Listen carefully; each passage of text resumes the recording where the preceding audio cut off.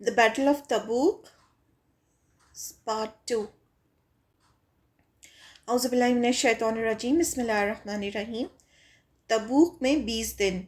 आप सल्लल्लाहु अलैहि वसल्लम को मदीने से तबूक पहुंचने में 15 दिन लगे और आप तबूक में 20 दिन ठहरे। रूमियों को तबूक में रसूलुल्लाह सल्लल्लाहु अलैहि वसल्लम के आने का इल्म हुआ तो उनके हौसले टूट गए, मुकाबले की हिम्मत ना हुई।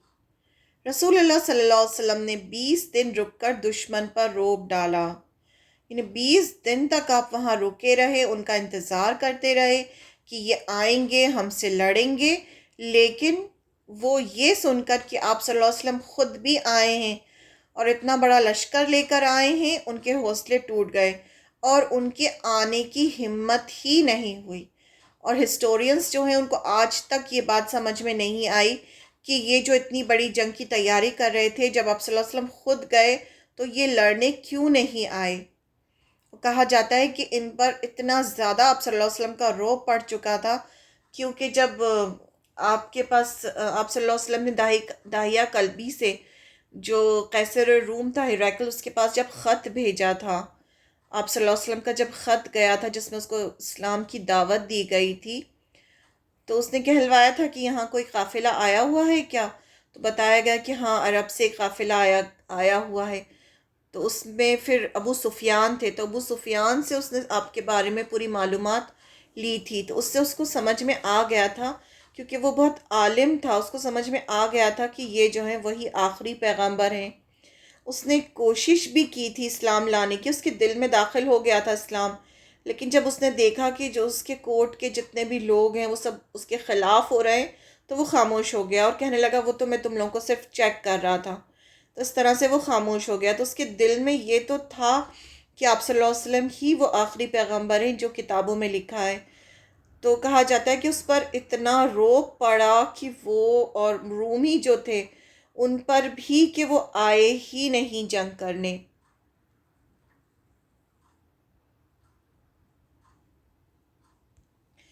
अब क्या हुआ, जब आप सल्लल्लाहु अलैहि वसल्लम वहाँ 20 दिन तक ठहरे रहे तो अलग अलग डेलीगेशंस आना शुरू हुए कि वहाँ के जो आसपास के जो क्रिश्चियंस कबीले थे, उन्होंने सोचा कि अगर हम चलें और चल के इनसे पीस ट्रीटी साइन कर लें।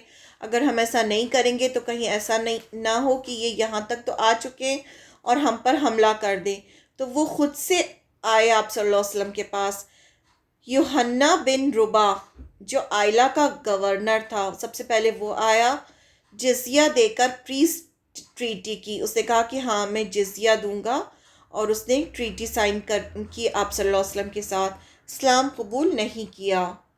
जब ये जो अहले किताब थे, अगर इस्लाम कबूल नहीं करते थे और आपके साथ ट्रीटी करते थे तो उन्हें जिजिया देना पड़ता था। आप सल्लल्लाहु अलैहि वसल्लम ने उन्हें लिख कर दिया कि उनके लोगों को अमान दी जाएगी। यानी आपने लिख के दिया कि हाँ ठीक है, तुम पर अटैक नहीं किया जाएगा, तुम्हें अमान दी जाएगी। उनकी कश्तियों और काफिलों को समंदर और खुश्की में ज़मानत दी कि तुम्हारी जो कश्तियाँ होंगी समंदर में और खुश्की में जो काफिले होंगे उन पर अटैक नहीं किया जाएगा, और आने जाने की आज़ादी अता फरमाई। यानी ट्रीटी हो गई। तो अब यानी कि अब वो दोस्त बन गए, तो अब उन पे कहा कि तुम्हें हर तरह की आज़ादी दी जाएगी कि तुम आ जा सकोगे। यानी मुसलमान जो होंगे वो अटैक नहीं करेंगे और बदले में उन्हें जिजिया देना होगा। जरबा और अजरू अजरू आप सल्लल्लाहु अलैहि वसल्लम ने, ये भी जो थे वहाँ के आसपास के कबीले थे, ये भी आए आप सल्लल्लाहु अलैहि वसल्लम के पास। आप सल्लल्लाहु अलैहि वसल्लम ने एक तहरीर इनके लोगों के लिए लिखी जिसमें उनको अमान दी। उन पर हर रजब में 100 दीनार देना वाजिब किया कि हर रजब में उनको 100 दीनार देने होंगे, ये दो कबाइल को। फिर मिना जो था, एक और कबीला था, अहले मिना ने आपसे चौथाई फल की अदायगी पर सुलह की। तो इन्होंने कहा कि हम जो है अपने चौथाई फल देंगे, 1/4 फल देंगे, और इस पर सुलह कर ली मुसलमानों से। अब दूमत अल जंदल के उकैदर की गिरफ्तारी। अब दूमत अल जंदल जो है ये एक जगह है, اس کا جو گورنر تھا وہ عقیدر تھا، کہا جاتا ہے کرسچن پرنس تھا، عقیدر تھا۔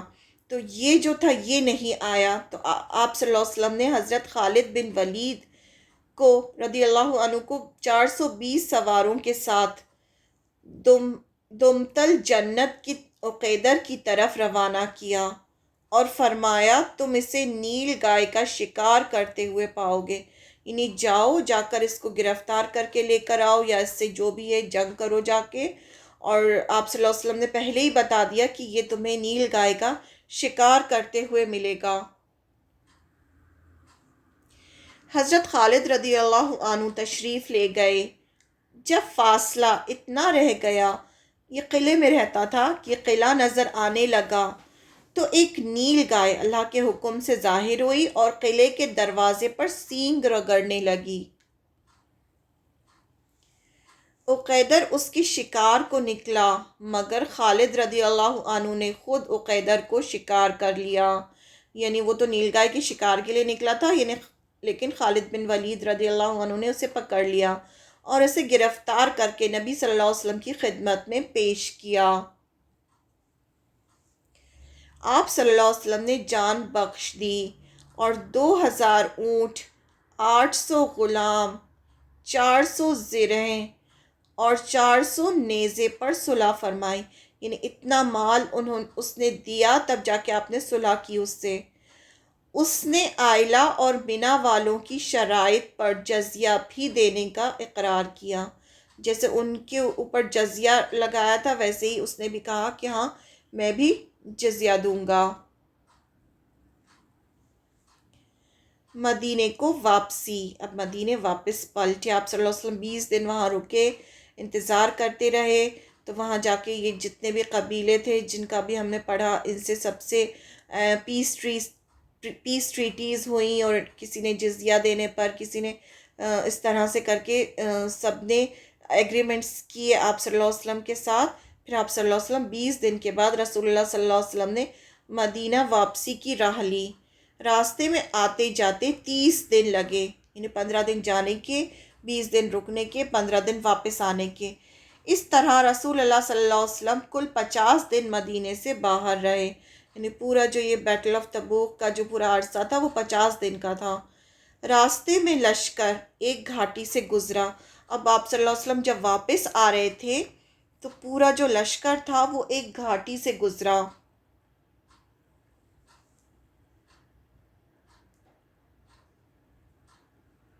اب یہ پورا لشکر جو ہے یہ واپس آ رہا ہے مدینے کی طرف۔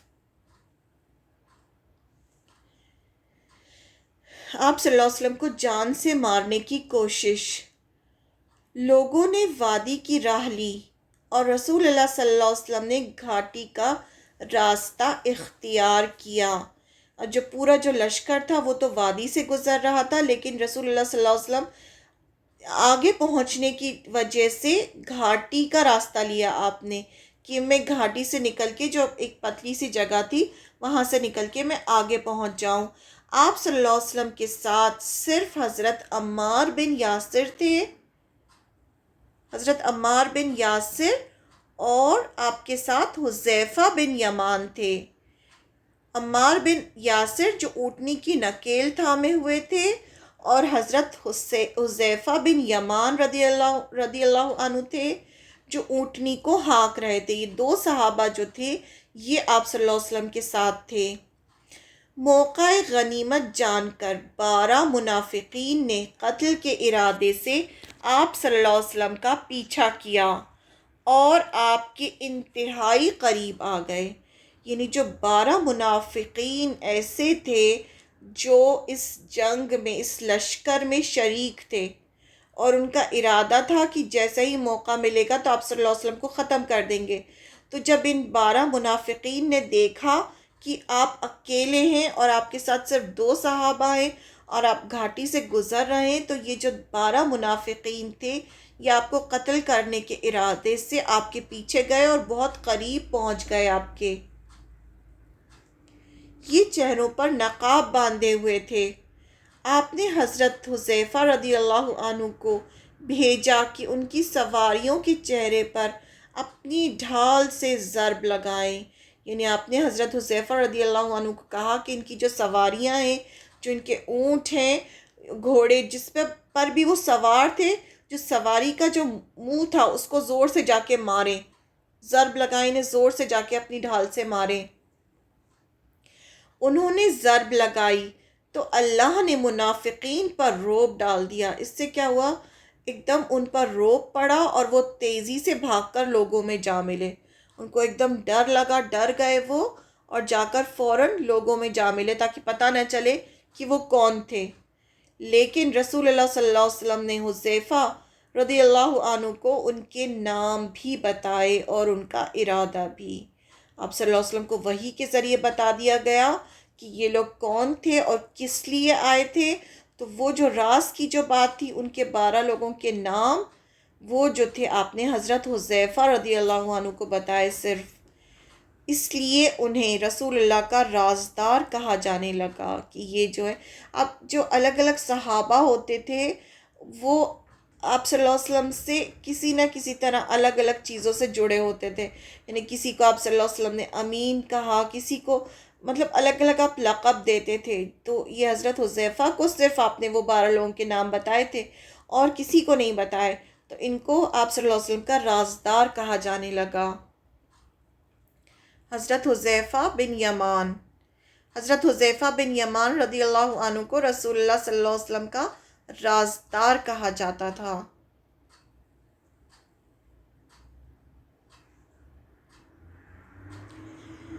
اب مسجد زرار کا خاتمہ. اب جب آپ صلی اللہ علیہ وسلم جا رہے تھے تو یہ منافقین نے ایک مسجد بنائی تھی قباء میں. منافقین نے تکلیف پہنچانے، کفر، مومنین میں تفریق اور اللہ اور اس کے رسول سے جنگ کرنے والوں کو گھات کی جگہ فراہم کرنے کے لیے قباء میں ایک مسجد بنائی تھی. ایک مسجد بنائی تھی انہوں نے تاکہ وہاں پر جو ہے جو منافقین ہیں وہ مل کر اپنی میٹنگز کر سکیں. جو باہر سے جو اسلام کے دشمن آتے ہیں ان کو ایک جگہ مل جائے بیٹھنے کی تاکہ سب اپنی پلاننگ کریں وہاں پر مسلمانوں کے خلاف، اور کسی کو شک بھی نہیں ہو کہ یہاں پر کیا ہو رہا ہے، اور سب سمجھے کہ یہ تو مسجد ہے، یہاں تو لوگ عبادت کر رہے ہیں. تو وہاں پر آپ صلی اللہ علیہ وسلم سے کہا تھا جنگ پر جانے سے پہلے کہ آپ ایک بار یہاں نماز پڑھا دیں. یعنی آپ ایک بار نماز پڑھا دیں گے تو وہ ہو جائے گا کہ ہاں یہ مسجد ہے. تو آپ صلی اللہ علیہ وسلم نے کہا کہ ابھی تو ہم بہت زیادہ مصروف ہیں، یعنی ابھی تو جنگ کی تیاری کر رہے ہیں، جب جنگ پہ سے واپس آئیں گے تب دیکھیں گے. اس طرح سے آپ نے کہا تھا. اور رسول اللہ صلی اللہ علیہ وسلم سے غزوہ تبوک میں جانے سے پہلے گزارش کی کہ آپ اس مسجد میں نماز پڑھا دیں. اس وقت آپ صلی اللہ علیہ وسلم تبوک کے لیے تیار ہو رہے تھے. آپ نے فرمایا ابھی تو ہم سفر پر ہیں، البتہ واپس آئے تو انشاءاللہ، انہیں واپس آئیں گے تب دیکھیں گے. لیکن جب آپ تبوک سے واپسی میں ذو اون میں اترے، یعنی ایک جگہ تھی وہاں پر آپ اترے، اور قباء ایک دن یا اس سے بھی کم وقت کے فاصلے پر رہ گیا. یعنی قباء کا جو راستہ تھا صرف ایک دن کا راستہ بچا، اتنے قریب آ گئے تھے آپ مدینے سے. تو حضرت جبریل علیہ السلام نے نازل ہو کر مسجد کی اصل حقیقت بتائی اور نماز پڑھنے سے منع فرمایا. یعنی اللہ تعالیٰ نے قرآن نازل کیا، جبریل علیہ السلام قرآن لے کر آئے اور مسجد کی حقیقت بتائی گئی اور وہاں نماز پڑھنے سے منع کر دیا. تو آپ صلی اللہ علیہ وسلم نے آدمی بھیج کر اسے جلا دینے کا حکم دیا. آپ نے حکم دیا کہ وہاں جا کے اس کو جلا کے ختم کر دو اس مسجد کو. اور اللہ تعالیٰ نے اسے مسجد زرار نے تکلیف پہنچانے والی مسجد کا نام دیا. اہل مدینہ کی طرف رسول اللہ صلی اللہ علیہ وسلم کا استقبال. اب آپ صلی اللہ علیہ وسلم مدینے پہنچ گئے. جب مدینے کے آثار دکھائی دینے لگے، یعنی دکھائی دینے لگا دور سے مدینہ، تو نبی صلی اللہ علیہ وسلم نے فرمایا یہ رہا طابہ اور یہ رہا احد، یہ وہ پہاڑ ہے جو ہم سے محبت کرتا ہے اور جس سے ہم محبت کرتے ہیں. احد پہاڑ کے لیے کہا آپ صلی اللہ علیہ وسلم نے. ادھر لوگوں نے آپ کے آنے کی خبر سنی تو استقبال کے لیے عورتیں، بچے اور بچیاں نکل پڑے جو یہ شعر گنگنا رہے تھے۔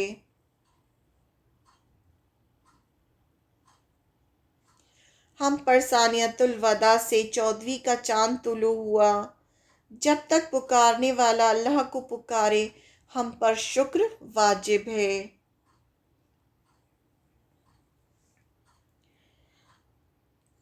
آپ صلی اللہ علیہ وسلم لوگوں سے ملنے کے لیے بیٹھ گئے۔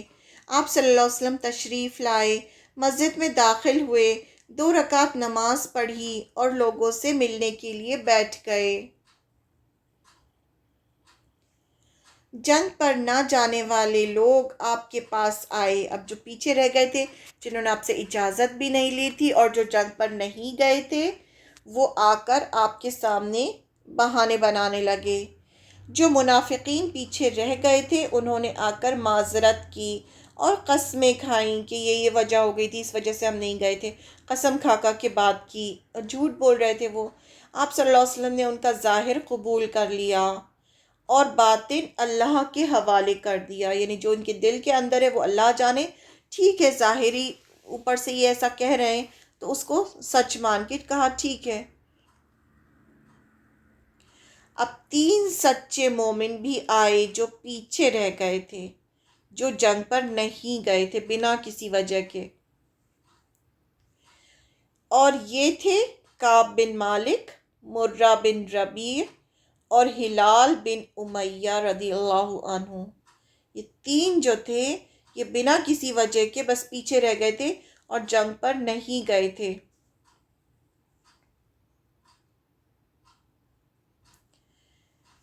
انہوں نے سچ سچ کہا، کوئی عذر نہیں تراشا، مطلب کوئی ایکسکیوز نہیں دیا، سچ سچ آ کے بتا دیا کہ ہم بس سستی کی وجہ سے نہیں گئے، یعنی کوئی ریزن نہیں تھا ہمارے رکنے کا، لیکن بس ہم نہیں جا پائے سستی کی وجہ سے کہ ہاں آج چلے جائیں گے کل چلے جائیں گے، بس سوچتے ہی رہ گئے اور نہیں گئے۔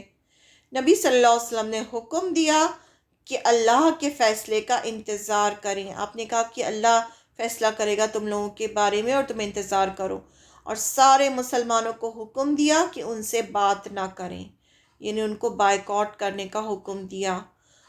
تو ان کے لیے لوگ بدل گئے، لوگ ایسے ہو گئے جیسے ان کو پہچانتے ہی نہ ہو، مطلب اس طرح سے آپ صلی اللہ علیہ وسلم کی لوگ اطاعت کرتے تھے۔ زمین ان کے لیے انجانی ہو گئی، یعنی ان کو ایسا لگتا ہی نہیں تھا کہ وہ مدینہ جو ہے ان کا خود کا شہر ہے۔ وہ اپنے آپ سے تنگ آ گئے، یعنی اتنا زیادہ لوگوں نے بالکل لوگ ان سے ایسے انجانے ہوئے کہ کوئی انہیں پہچانتا ہی نہ تھا، اور دنیا اندھیر ہو گئی، یعنی ان کو بالکل ڈارک دکھنے لگا سب کچھ۔ اب 40 دن گزر گئے اسی چیز میں کہ ان سے کوئی بات نہیں کر رہا تھا، تو مزید حکم آیا کہ اپنی عورتوں کے قریب بھی نہ جاؤ، یعنی جو تمہاری بیویاں ہیں وہ بھی تم سے بات نہ کریں۔ 50 دن پورے ہوئے تو اللہ تعالیٰ نے ان کی قبولیت توبہ کی آیت نازل کی۔ 50 دن بعد جب وہ اللہ تعالیٰ سے معافی مانگتے رہے تو اس کے بعد اللہ تعالیٰ نے ان کی توبہ قبول کی اور آیت نازل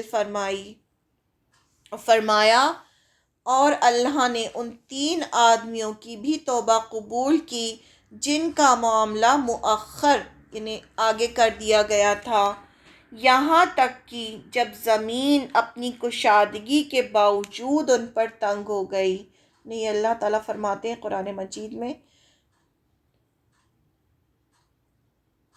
ان کی جان پر بنائی اور انہوں نے یقین کر لیا کہ اللہ سے بھاگ کر پناہ کی کوئی جگہ اور نہیں ہے، اگر ہے تو اسی کی طرف ہے، تو اللہ نے ان پر مہربانی کی تاکہ وہ توبہ کریں، یقیناً اللہ توبہ قبول کرنے والا رحیم ہے۔ یہ سورہ توبہ کی آیت ہے، آیت نمبر 118۔ اس میں یہ توبہ کا ذکر ہے، اس لیے کہا جاتا ہے کہ اس سورہ کا نام توبہ ہے، اور اس سورہ میں بہت سبھی کو توبہ کی دعوت دی گئی ہے، اس لیے بھی اس سورہ کا نام توبہ ہے۔ لیکن اس میں یہ خاص جو سٹوری ہے یہ 3 صحابہ کی۔ اس سے مسلمان اور پیچھے رہ جانے والوں میں خوشی کی لہر دوڑ گئی. سارے مسلمان ابھی تک تو دیکھیں بات نہیں کر رہے تھے ان سے، لیکن وہ بات اس لیے نہیں کر رہے تھے کیونکہ آپ صلی اللہ علیہ وسلم کا حکم تھا، لیکن جبکہ دل سے سب چاہ رہے تھے کہ اللہ تعالیٰ انہیں معاف کر دے کیونکہ وہ سچے مسلمان تھے، تو وہ سب خوش ہو گئے کہ ان کی توبہ قبول ہو گئی. لوگوں نے ایک دوسرے کو خوشخبری دی اور مبارکباد دی، سب ایک دوسرے کو مبارکباد دے رہے تھے اور خوشخبری سنا رہے تھے کہ ان کی توبہ قبول ہو گئی. انعام دیے اور صدقے کیے، اور یہ ان کی زندگی کا مبارک ترین دن تھا. اور یہ جو دن تھا ان صحابیوں کا سب سے زیادہ مبارک دن تھا کہ اللہ تعالیٰ نے ان کی توبہ قبول کر لی. اس موقع پر کچھ آیتوں نے منافقین کا راز کھول دیا. اللہ تعالیٰ نے کچھ آیتیں ایسی بھی نازل کیں جس سے جتنے بھی منافقین تھے ان کے سارے جو بھی وہ چھپ کر جو کچھ بھی کر رہے تھے وہ سارے راز جو ہیں وہ قرآن میں کھل گئے. ان کے جھوٹ کا راز کھول دیا اور سچے مومنین کو بشارتیں دیں. سچے مسلمان تھے ان کو بہت ساری خوشخبریاں دیں، اور جو یہ منافق تھے ان کو اللہ تعالیٰ نے ان کے جتنے بھی راز تھے وہ سب کھول دیے. بس سب تعریف تمام جہانوں کے پروردگار کے لیے ہے. جنگ تبوک کے بعد کے واقعات، کچھ اہم واقعات ہوئے جنگ تبوک سے واپس آنے کے بعد. رسول اللہ صلی اللہ علیہ وسلم جب رجب 9 ہجری میں تبوک سے واپس ہوئے، اسی مہینے نجاشی شاہ حبشہ نے وفات پائی. رسول اللہ صلی اللہ علیہ وسلم نے مدینے میں اس کی غائبانہ نماز جنازہ پڑھائی. جب آپ صلی اللہ علیہ وسلم واپس ہوئے تو آپ نے اس کی نماز، آپ کو پتہ چلا کہ اس کی وفات ہو گئی ہے، جبریل علیہ السلام نے بتایا آپ صلی اللہ علیہ وسلم کو وحی کے ذریعے، پھر آپ نے مدینے میں غائبانہ نماز جنازہ پڑھی. اور یہ پہلی غائبانہ نماز جنازہ تھی، یعنی ایبسنس میں، جو مرنے والے کے ایبسنس میں پڑھی جاتی ہے. نماز جنازہ مغفرت کی نماز دعا ہوتی ہے جس میں مغفرت کی دعا کی جاتی ہے مرنے والے کے لیے. پھر حضرت ام کلثوم رضی اللہ عنہ کی وفات، آپ صلی اللہ علیہ وسلم کی جو بیٹی تھیں ان کی وفات ہوئی، وہ حضرت عثمان کی بیوی تھیں. پھر شعبان 9 ہجری میں آپ صلی اللہ علیہ وسلم کی صاحبزادی حضرت ام کلثوم رضی اللہ عنہ نے وفات پائی. آپ صلی اللہ علیہ وسلم نے ان کی نماز جنازہ پڑھی، بقیع میں دفن فرمایا اور سخت غمگین ہوئے. حضرت عثمان رضی اللہ عنہ سے فرمایا اگر میرے پاس تیسری لڑکی ہوتی تو اس کو بھی میں تم ہی سے بیاہ دیتا.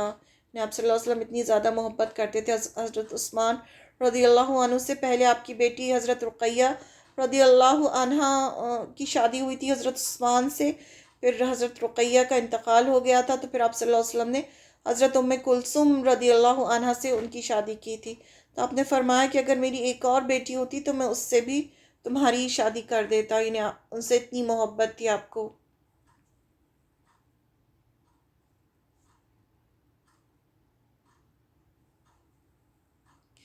عبداللہ بن ابی کی موت.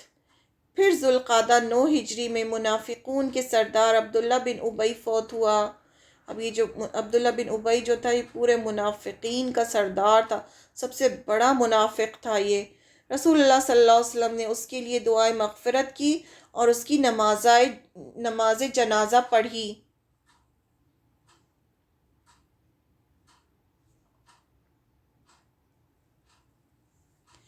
حضرت عمر رضی اللہ عنہ نے اس کی نماز جنازہ پڑھنے سے آپ صلی اللہ علیہ وسلم کو روکنے کی کوشش کی.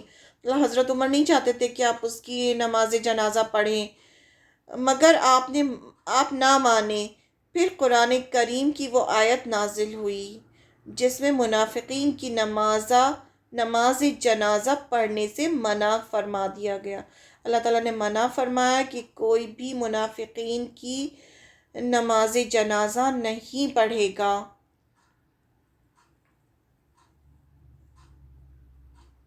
جزاک اللہ خیر. سبحانک اللہم و بحمدک نشہد ان لا الہ الا انت نستغفرک و اتوب الیک. السلام علیکم ورحمۃ اللہ وبرکاتہ.